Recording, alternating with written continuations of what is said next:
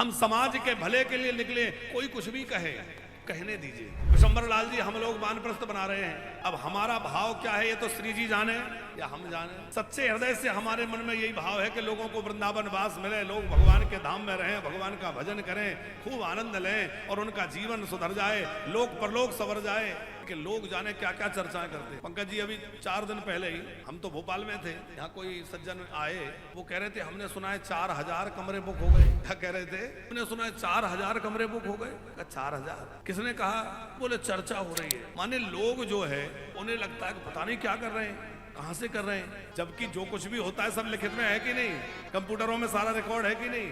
अब ये तो हम जाने कि 2.5 लाख में 4 लाख में कमरा दे रहे हैं, बनाने में कितना लग रहा है, कैसे कैसे बनाया जा रहा है, हमें अपने कितनी सुविधाओं में कटौती करनी पड़ रही है। शंबर लाल जी, शायद लोगों को भरोसा हो या ना हो, अब ना हो तो ना हो, पर आज भी हम अपनी कथा से 1 रुपया भी दक्षिणा अपने पास नहीं बचा के रखते।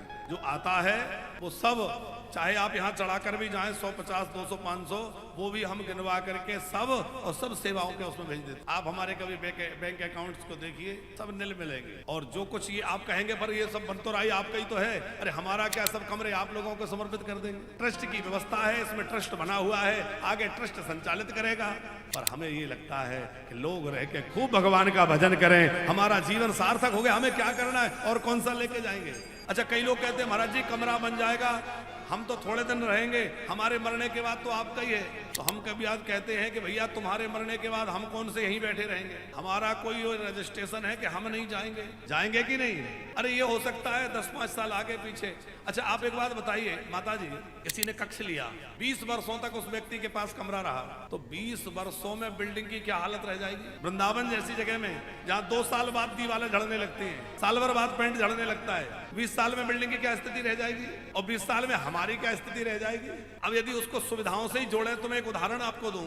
हमारे एक चाचा जी थे, वो कहते थे, अभी हैं, बोले एक बात बताओ, वो व्यंग में कहते थे गांव की भाषा में, बोले पूरी रात बिस्तर ही करते रहोगे तो सोगे कब। समझ में आई बात? पूरी रात बिस्तर ही व्यवस्था करने में लगे रहोगे तो सोगे कब। माने हम पूरे जीवन यही जुटाते रहे कि ये करेंगे फिर ये हो जाएगा, फिर ये हो जाएगा, तो सुविधा लोगे कब भैया। पूरा जीवन तो भागने में ही निकल गया। समझ में आया?